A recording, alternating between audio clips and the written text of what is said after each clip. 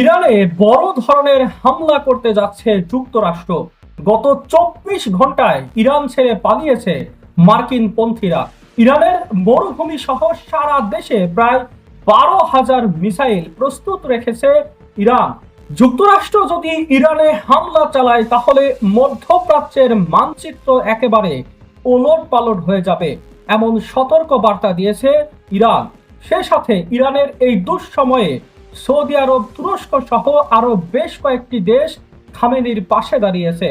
এমনকি গত 48 ঘন্টায় রাশিয়া বেশ কিছু সামরিক সহায়তা করেছে ইরানকে। প্রতিটি ঘটনার বিস্তারিত জানিয়ে দেব আজকের এই ভিডিওতে। আগামী 48 ঘন্টার মধ্যে চূড়ান্ত দফা হতে যাচ্ছে।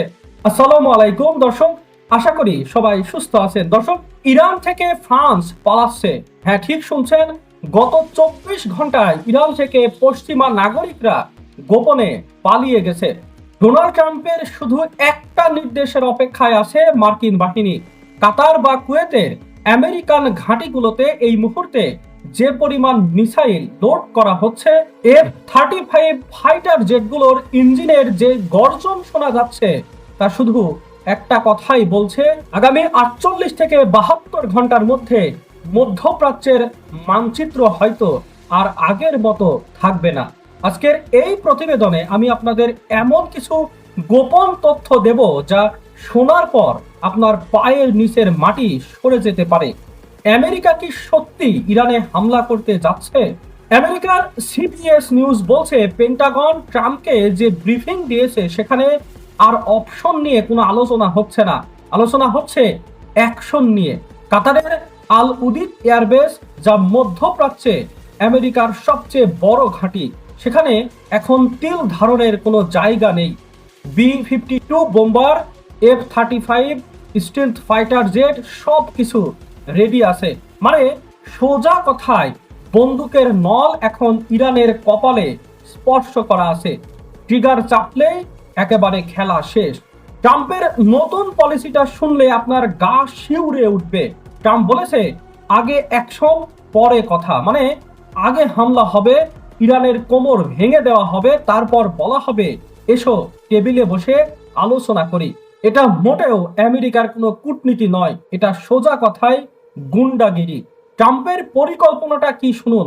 তারা শুধু বোমা মেরে ক্ষান্ত হবে না, এবার তারা যুদ্ধটা করবে একেবারে হাইব্রিড স্টাইলে। আকাশ থেকে বৃষ্টির মতো মিসাইল পড়বে, সাইবার অ্যাটাক করে ইরানের পুরো যোগাযোগ ব্যবস্থা অচল করে দেয়া হবে। সাইকোলজিক্যাল ওয়ারফেয়ার বা মনস্তাত্ত্বিক যুদ্ধ চালানো হবে, যাতে ইরানের সেনাবাহিনী মানসিকভাবে একেবারে ভেঙে পড়ে। অর্থাৎ আমেরিকা চাইছে ইরানকে অন্ধ, বধির কিংবা পঙ্গু করে দিয়ে তারপর মাটির সাথে মিশিয়ে ফেলতে। পরিস্থিতি এখন এতটাই সিরিয়াস যে একটা ছোট্ট ভুল, একটা ছোট্ট স্ফুলিঙ্গ পুরো মধ্যপ্রাচ্যকে এমন এক আগুনে ঠেলে দেবে যা নেভানোর সাধ্য কারো নেই। এখন প্রশ্ন হলো, ইরান কি এটা চেয়ে দেখবে? একদমই না।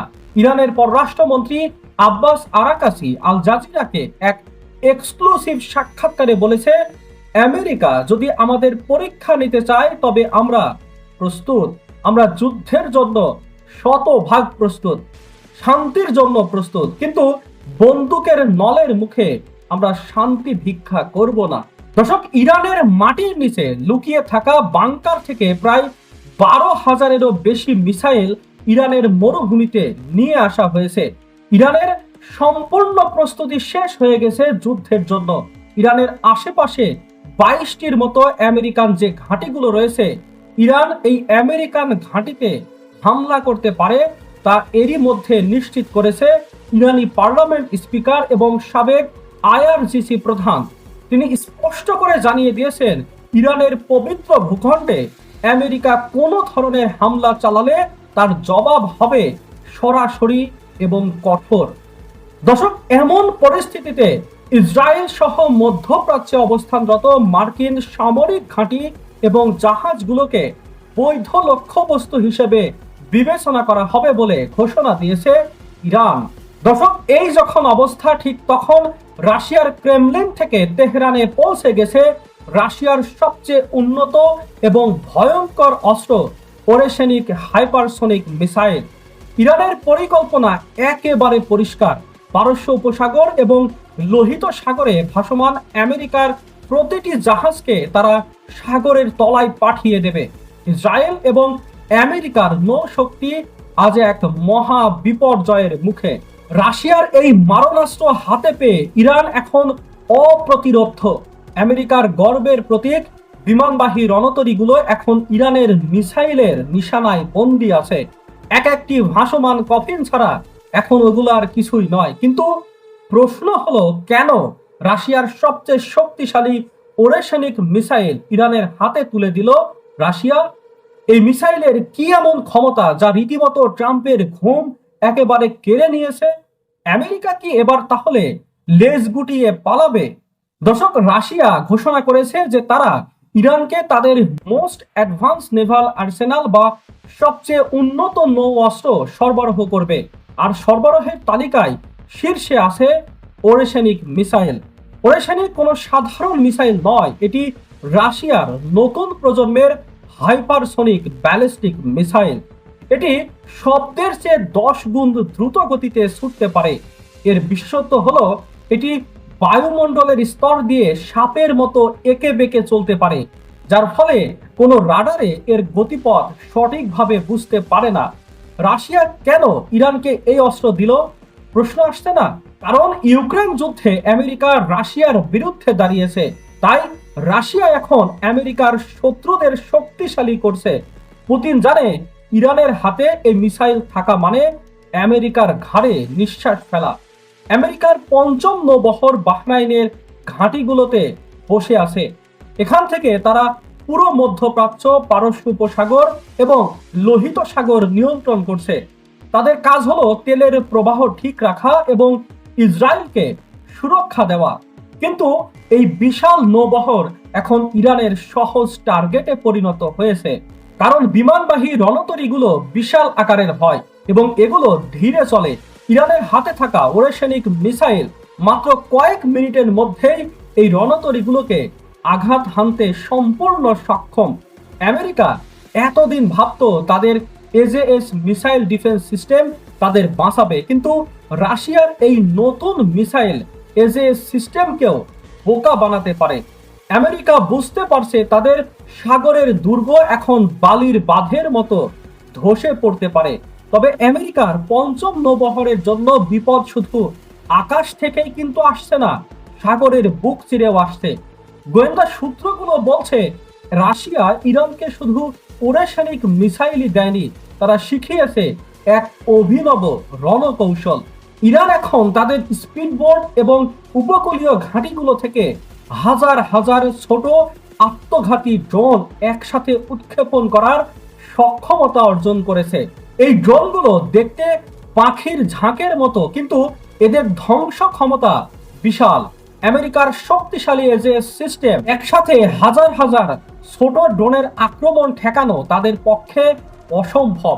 পেন্টাগনের কৃত্রিম যুদ্ধের ফলাফলে দেখা গেছে এই ড্রোন ঝড়ের কবলে পড়লে আমেরিকার বিমানবাহী রণতরীগুলো মাত্র 30 মিনিটের মধ্যে অচল হয়ে পড়বে। আর এর সাথে যুক্ত হয়েছে রাশিয়ার নৌবাহিনীর প্রত্যক্ষ অংশগ্রহণ। সম্প্রতি ভারত মহাসাগর এবং ওমান সাগরে রাশিয়া এবং ইরানের যৌথ নৌ মহড়া অনুষ্ঠিত হয়েছে।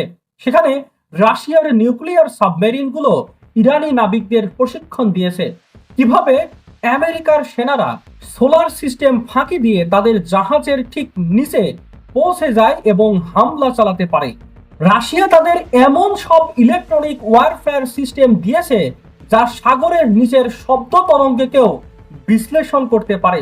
আমেরিকা বা ইসরায়েলি সাবমেরিনগুলো এখন ইরানের কাছে ওপেন টার্গেট। বাহরাইনের ঘাঁটিতে বসে থাকা মার্কিন জেনারেলরা হয়তো বুঝতে পারছেন তাদের পায়ের তলার মাটি বা জাহাজের নিচে পানি সরে যাচ্ছে।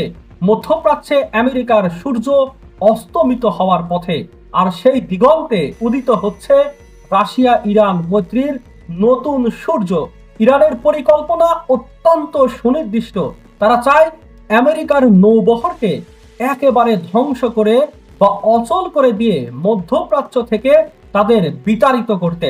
ইরান জানে আমেরিকার শক্তি হলো তাদের বিমানবাহী রণতরী, যদি একটা বিমানবাহী রণতরী ডুবিয়ে দেওয়া যায় তবে আমেরিকার মনোবল পুরোপুরি ভেঙে যাবে। তাই তারা ওরেশনিক মিসাইলগুলোকে উপকূলীয় গোপন ঘাঁটি এবং মাটির নিচে সাইলোতে মোতায়েন করেছে।